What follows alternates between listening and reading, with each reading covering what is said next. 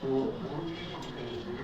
রাজ্যের প্রশ্নে আসার আগে দুটো বড় খবর, যেটা জাতীয় স্বার্থ সংক্রান্ত।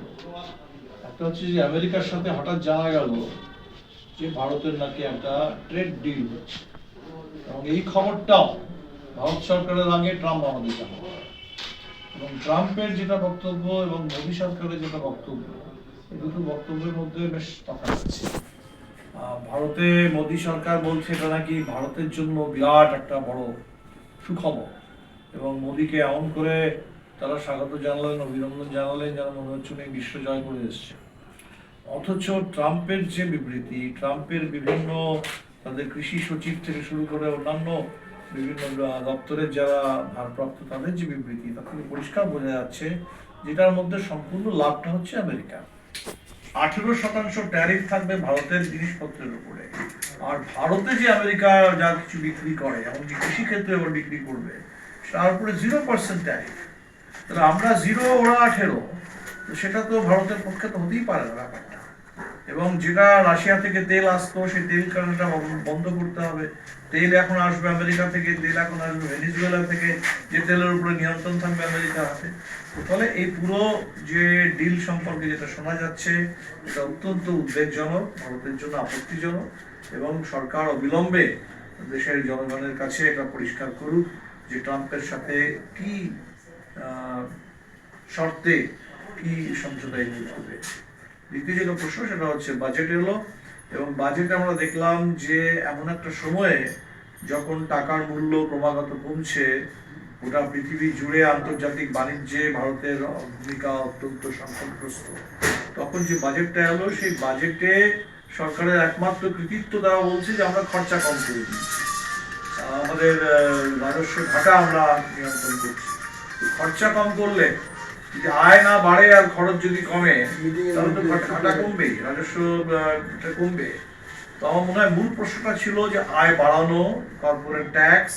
মূল প্রশ্নটা ছিল যে ভারতবর্ষে সরকার যাতে আরো বেশি, এই যে ট্যাক্সটা এমন হয়ে গেছে সেখানে জিএসটি এবং সাধারণ মানুষের ইনকাম ট্যাক্স, এটাই হচ্ছে ট্যাক্সের সোর্স, আর কর্পোরেট ট্যাক্সের যে শতাংশ সেটা ক্রমান্বয়ে কমে যাচ্ছে।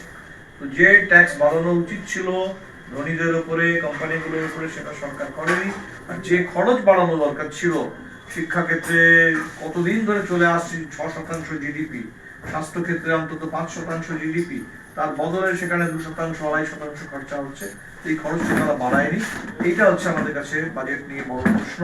এবং এইগুলো নিয়ে 12 তারিখে যে ধর্মঘট, সেই ধর্মঘট দেশ জুড়ে, সেই ধর্মঘট পশ্চিমবাংলাতেও, সেই ধর্মঘটের সমস্ত ট্রেড ইউনিয়ন এবং ট্রেড ইউনিয়নের পাশাপাশি কৃষক সংগঠন, গ্রামীণ শ্রমিক সংগঠন, এবং গ্রামীণ শ্রমিকদের আরো একটা প্রশ্ন যে গ্রামীণ কর্মসংস্থান নিশ্চয়তা আইনটা ছিল মনরেগা, তার বদলে তারা একটা বিকশিত ভারত গ্রামজি একটা আইন নিয়ে এসছেন, যাতে বলা হচ্ছে একদিকে নাকি 2047-এ ভারত বিকশিত হয়ে যাবে, অথচ গ্রাম, সেখানে উন্নয়ন বা সেখানে কর্মসংস্থানের কোনো গ্যারান্টি, তার জন্য যেটুকু আইন ছিল সেই আইনটাকে শক্তিশালী করার বদলে সেই আইনটাকে দুর্বল করে দেওয়া হলো, নষ্ট করে দেওয়া হলো।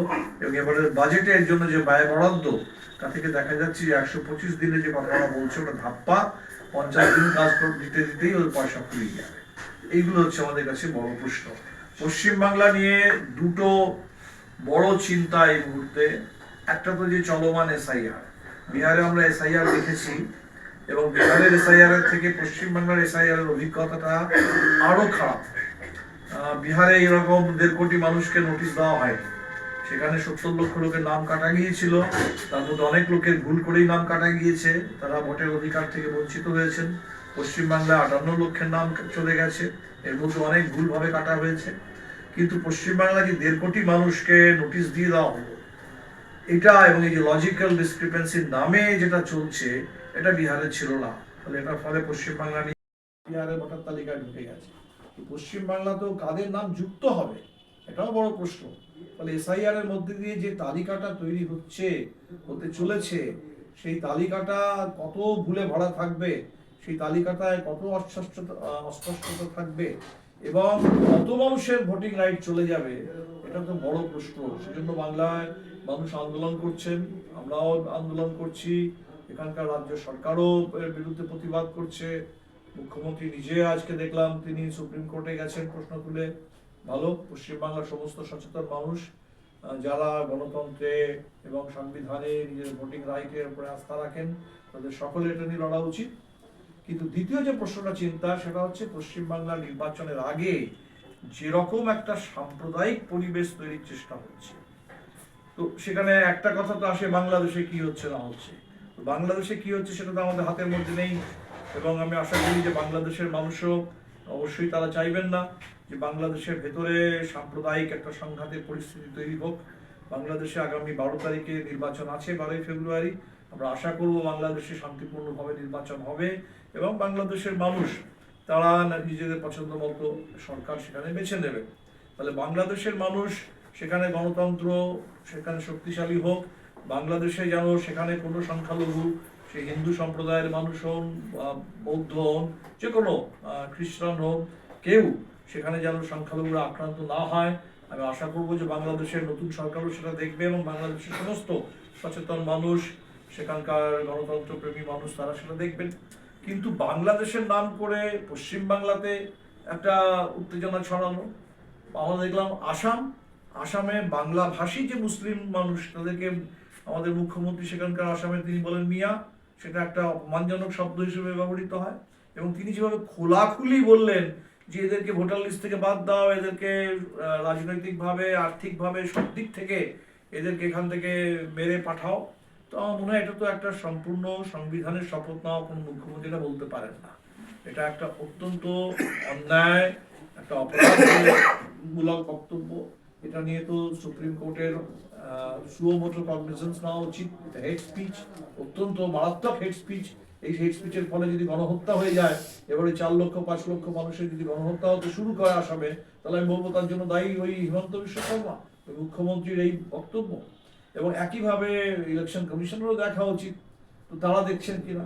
কিন্তু এই একই সুরে দেখছি শুভেন্দু অধিকারী কথা বলছেন, একই হিমন্ত বিশ্ব শর্মা যে কথাগুলো বলছেন, শুভেন্দু অধিকারী যেটা বলছেন, তার কাছে কেউ বলছেন যে এখানে রাস্তাটা কেন হয়নি। রাস্তার কথা বললে তিনি বলছেন এখানে ধ্বজ লাগাও, এখানে হচ্ছে এই হিন্দু এলাকা, আমাদের ওদের কোনো ব্যাপার নেই। এই মাত্রায় পশ্চিমবাংলায় বিজেপির এই মুহূর্তে বিরোধী দলনেতা যেভাবে সাম্প্রদায়িক বিদ্বেষ ছড়াচ্ছেন, যেভাবে দেখছি একটা পরিবেশ তৈরি হচ্ছে, একজন হোটেলের ওয়েটারকে গ্রেপ্তার করা হচ্ছে, এই যে পরিস্থিতিটা, এটা তো মারাত্মক। ফলে এটা আমার মনে হয় পশ্চিমবাংলায় নির্বাচনের আগে এই যে সাম্প্রদায়িক মেরুকরণ, রাজনৈতিক মেরুকরণ থাকবে, সেখানে তৃণমূল আছে, বিজেপি আছে, বামপন্থীরা আছে, রাজনৈতিক মত পার্থক্য থাকবে, কিন্তু এই সাম্প্রদায়িক মেরুকরণ, এই ধার্মিক মেরুকরণ, এটা তো পশ্চিমবাংলা থেকে শেষ করে দেবে। ফলে আমার মনে হয় যে এবারের নির্বাচনে এই এসআইআর এবং এই সাম্প্রদায়িক মেরুকরণ, এই দুটোই আমাদের কাছে বড় চিন্তা। এবং আমরা গতকাল আমাদের রাজ্য স্ট্যান্ডিং কমিটির মিটিং করেছি। আমাদের নির্বাচনে পরিষ্কার আমাদের যে লক্ষ্য, সেটা হচ্ছে যে বিজেপি যেভাবে বাংলা দখল করার জন্য মরিয়া, যেন তেন প্রকারেণ বাংলা দখল করার জন্য বিজেপির যে পুরো চক্রান্ত চলছে, এই চক্রান্তকে ব্যর্থ করে দেওয়া। রাজ্যে যে তৃণমূলের অপশাসন, যে অপশাসনে মানুষ বিরক্ত, এবং সেই অপশাসনের বিরুদ্ধে পশ্চিমবাংলাতে একটা তৃতীয় শক্তি গড়ে উঠুক, বামপন্থীরা নতুন করে জেগে উঠুক, বামপন্থার পুনর্জাগরণ ঘটুক। এই লক্ষ্যে আমরা চাই পশ্চিমবাংলার বৃহত্তর বামপন্থী ঐক্য। এবং আমাদের যে সিপিএম এবং অন্য বামপন্থী দল, যাদের সাথে আমাদের বিভিন্ন আন্দোলনের প্রশ্নে অনেক সময়ই আমরা একসাথে চলি, অনেক প্রশ্নে, সেটা দেশে আগামী 12 তারিখে যেমন ধর্মঘটে আমরা একসাথে থাকবো, কৃষকের প্রশ্নে, শ্রমিকের প্রশ্নে একসাথে থাকি, আমরা যেরকম সাম্রাজ্যবাদের বিরুদ্ধে একসাথে থাকি, ভেনেজুয়েলা নিয়ে একসাথে হাঁটি, তা মনে করি নির্বাচনটাও একটা বড় আন্দোলন। সেই নির্বাচনের আন্দোলনেও যাতে বামপন্থীরা বৃহত্তর ভাবে সবাই মিলে একসাথে লড়তে পারে, সেটা আমাদের আকাঙ্ক্ষা। আমরা আমাদের দিক থেকে সেই চেষ্টা করব।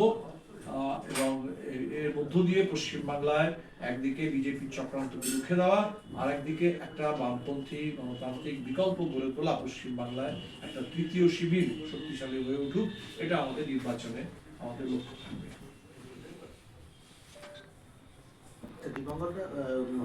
এসআইআর নিয়ে এই রাজ্যের তৃণমূল বামপন্থী দল